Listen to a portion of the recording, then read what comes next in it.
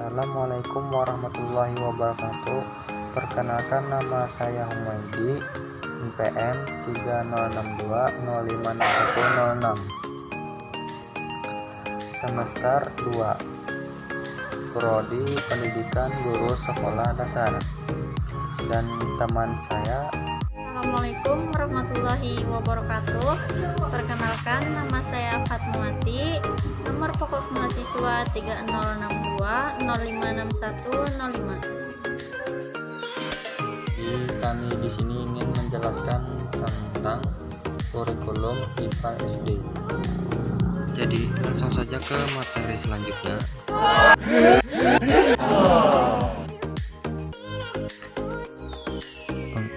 Pengertian kurikulum. Undang-Undang Nomor 20 Tahun 2003 tentang Sistem Pendidikan Nasional menyebutkan bahwa kurikulum adalah seperangkat rencana dan pengaturan mengenai tujuan, isi, dan bahan pelajaran, serta cara yang digunakan sebagai pedoman penyelenggaraan kegiatan pembelajaran untuk mencapai tujuan pendidikan tersebut. Jadi, berdasarkan pengertian tersebut, ada dua dimensi kurikulum. Yang pertama adalah rencana dan pengaturan mengenai tujuan, isi, dan bahan pelajaran. Sedangkan yang kedua adalah cara yang digunakan untuk kegiatan pembelajaran.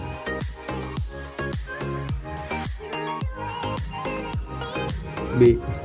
Rasional pengembangan kurikulum 2013. Jadi, kurikulum 2013 dikembangkan beberapa faktor. Pertama, tantangan internal. B. Tantangan eksternal. C. Penyempurnaan pola pikir. D. Penguatan tata kelola kurikulum. E. Penguatan materi. Jadi, pembahasan tentang tantangan internal antara lain terkait dengan kondisi pendidikan, dikaitkan dengan tuntunan pendidikan yang mengacu kepada 8 standar, yaitu nasional pendidikan yang meliputi standar isi, standar proses, standar kompetensi lulusan, standar pendidik dan tenaga kependidikan, standar sarana dan prasarana, standar pengelolaan, standar pembiayaan, dan standar penilaian pendidikan. Yang kedua, B. Tantangan eksternal. Tantangan eksternal antara lain terkait dengan arus globalisasi dan berbagai isu yang terkait dengan masalah lingkungan hidup, kemajuan teknologi dan informasi, kebangkitan industri kreatif dan budaya, dan pengembangan pendidikan di tingkat internasional. Tantangan eksternal juga terkait dengan pergeseran kekuatan ekonomi dunia, pengaruh dan imbas teknosains, serta mutu, investasi, dan transformasi bidang pendidikan. Keikutsertaan Indonesia di dalam studi internasional, Trans and International Mathematics and Science Study, dan program for International Student Assessment sejak tahun 1999 juga menunjukkan bahwa capaian anak-anak Indonesia tidak mengembirakan dalam beberapa kali laporan yang dikeluarkan TEMSS dan PESA.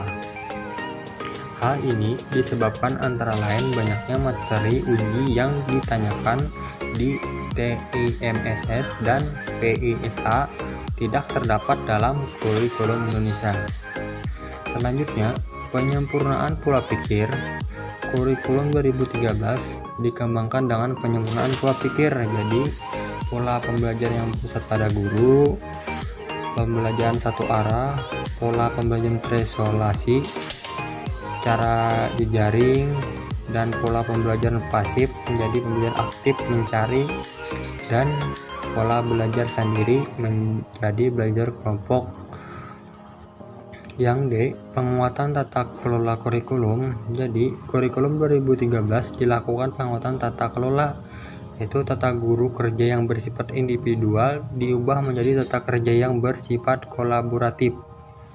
Penguatan manajemen sekolah melalui penguatan kemampuan manajemen kepala sekolah sebagai pimpinan pendidikan dan penguatan sarana dan prasarana untuk kepentingan manajemen dan proses pembelajaran. Yang terakhir, penguatan materi, yaitu penguatan materi itu dilakukan dengan cara pendalaman dan perluasan materi yang relevan bagi peserta didik. C. Karakteristik kurikulum 2013 dikembangkan dengan karakteristik mengembangkan keseimbangan antara pengembangan sikap spiritual dan sosial, rasa ingin tahu, kreativitas, kerjasama dengan kemampuan intelektual dan psikomotorik. Yang kedua, peserta didik menerapkan apa yang dipelajari di sekolah ke masyarakat dan memanfaatkan masyarakat sebagai sumber belajar. Ketiga, mengembangkan sikap, pengetahuan, dan keterampilan serta menerapkannya ke dalam berbagai situasi. Yang keempat, memberi waktu yang cukup leluasa untuk mengembangkan berbagai sikap, pengetahuan, dan keterampilan. Kelima, kompetensi dinyatakan melalui kompetensi inti kelas yang dirinci ke dalam kompetensi dasar mata pelajaran. Keenam, kompetensi inti kelas menjadi unsur pengorganisasi kompetensi dasar. Semua kompetensi dasar dikembangkan untuk mencapai kompetensi yang dinyatakan dalam kompetensi inti. Terakhir, kompetensi dasar dikembangkan pada prinsip akumulatif, saling memperkuat dan memperkaya antar mata pelajaran dan jenjang pendidikan.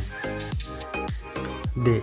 Tujuan kurikulum 2013, yaitu tujuan kurikulum 2013 untuk mempersiapkan manusia Indonesia agar memiliki kemampuan hidup sebagai pribadi dan warna negara yang beriman, produktif, kreatif, inovatif, dan efektif, serta mampu berkontribusi pada kehidupan bermasyarakat, berbangsa, bernegara, dan peradaban dunia.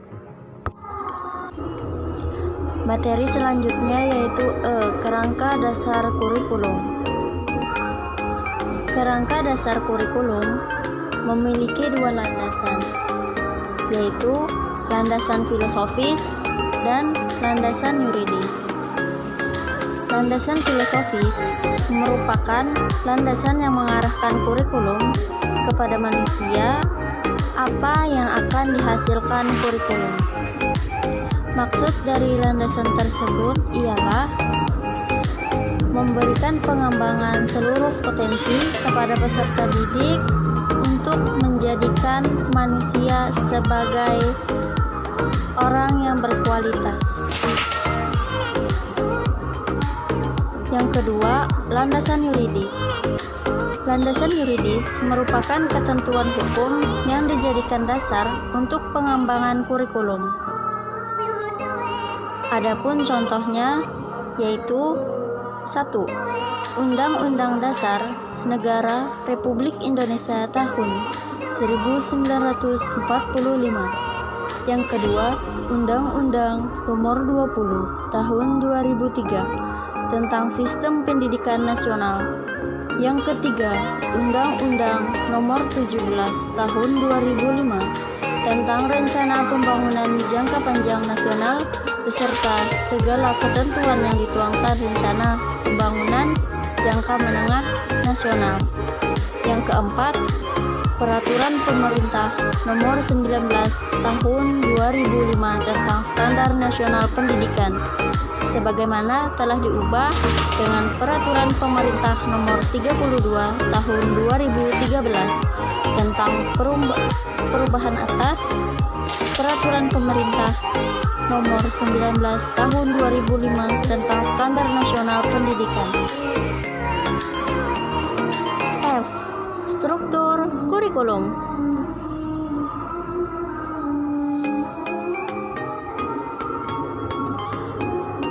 Struktur kurikulum memiliki kompetisi inti.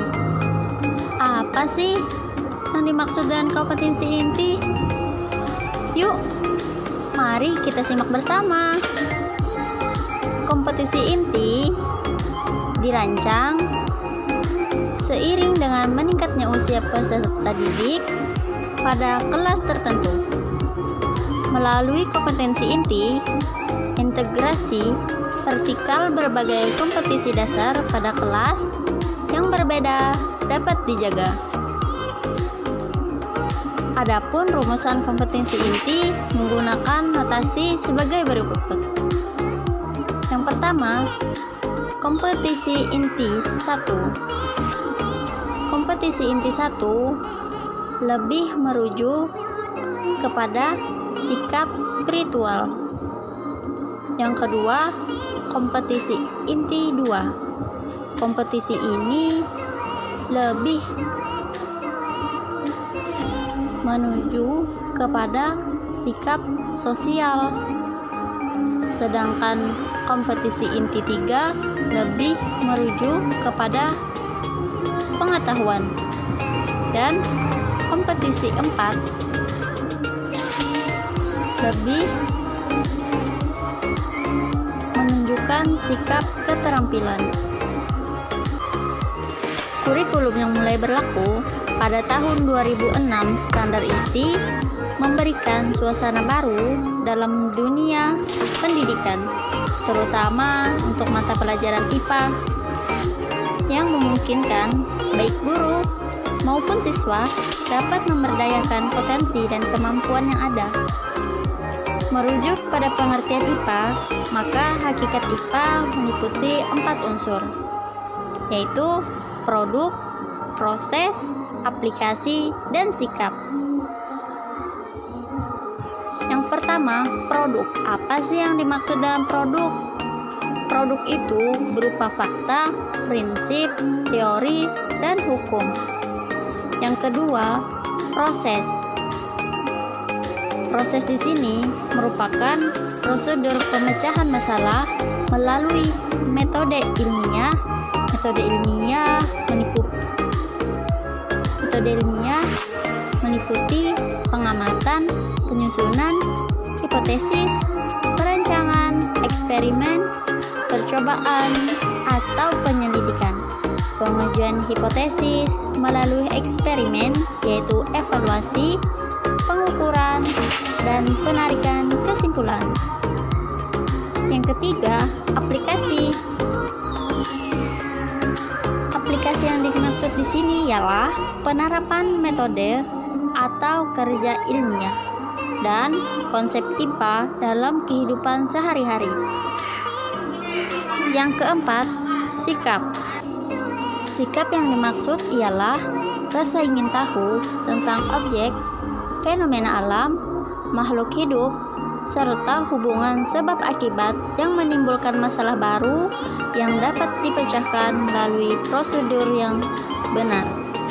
Sains bersifat open-ended. G. Kajian kurikulum IPA SD. Kelompok masalah yang nampaknya sulit dilakukan oleh para guru dalam melaksanakan pembelajaran itu adalah: yang pertama, penjabaran kompetisi dasar menjadi indikator. Yang kedua, penjabaran materi pokok dalam KD. Yang ketiga, pendekatan, metode, dan media pembelajaran. Yang keempat, buku teks pelajaran dan buku non-teks mata pelajaran. Mari kita bahas satu persatu ya. Yang pertama, penjabaran kompetisi dasar menjadi indikator. Itu merupakan sebuah kompetensi dasar berisi dua hal, yaitu kata kerja dan materi pokok. Suatu kata kerja menunjukkan perubahan perilaku yang diharapkan dikuasai oleh peserta didik. Setelah mempelajari materi pokok tertentu. Sedangkan materi pokok mencakup yang dipelajari peserta didik. Kajian kebijakan kurikulum mata pelajaran IPA, guru mata pelajaran wajib menjabarkan KD menjadi indikator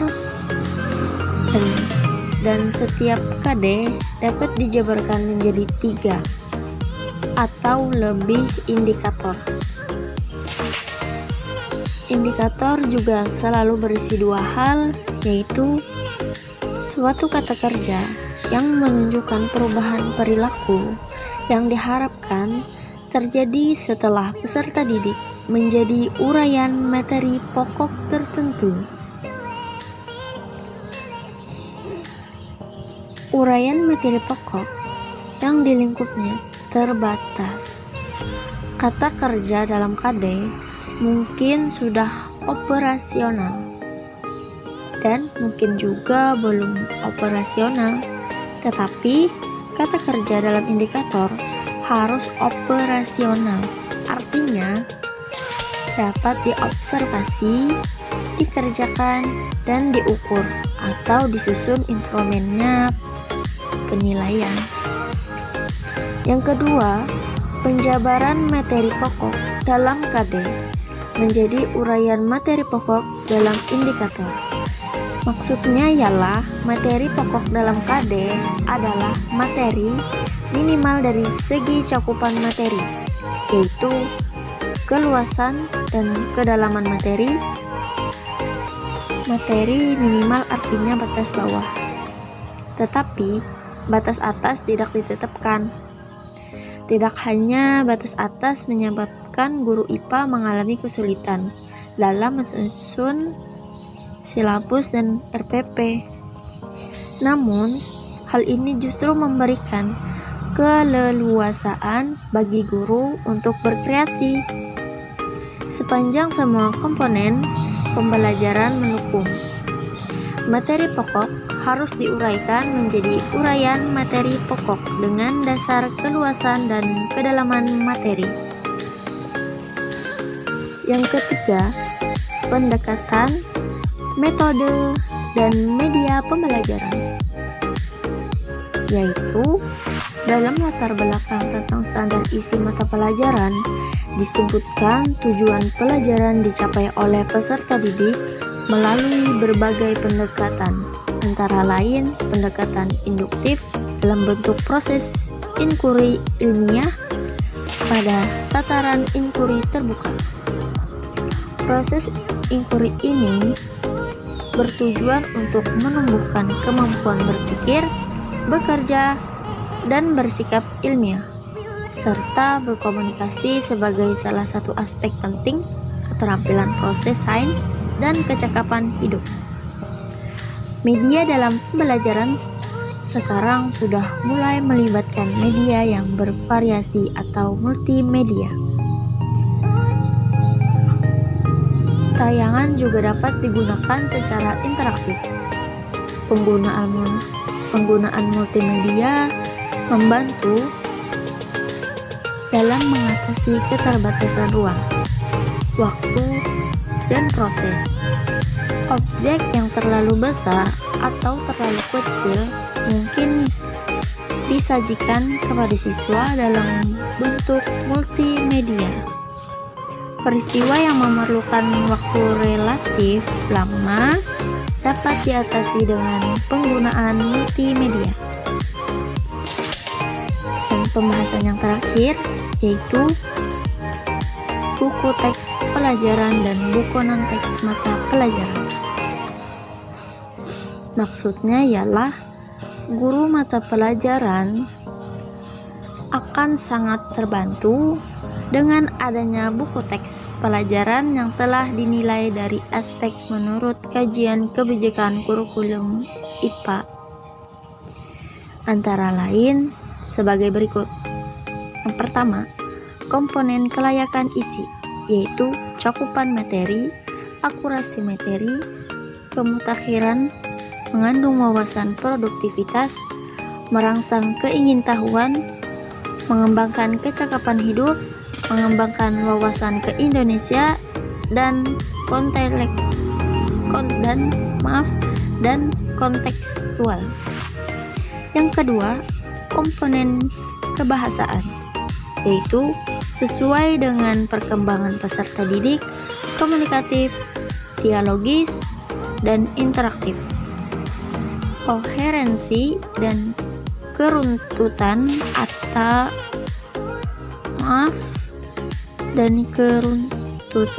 alur pikir, kesesuaian dengan kaidah bahasa yang benar, penggunaan istilah simbol ataupun lambang. Yang ketiga atau yang terakhir, komponen penyajian, yaitu teknik penyajian, pendukung penyajian materi, penyajian pembelajaran. Buku non-teks sebenarnya sangat diperlukan oleh siswa untuk menambah wawasan. Buku non-teks dapat disiapkan khusus untuk melengkapi buku teks pelajaran dan tidak terikat lingkup kurikulum yang berlaku. Jadi, buku non-teks lebih bersifat pengayaan. Penjelasan dari kami tentang kurikulum IPA SD. Kalau ada kesalahan dan kekurangannya, mohon maaf. Wa taufiq hidayah. Wassalamualaikum warahmatullahi wabarakatuh.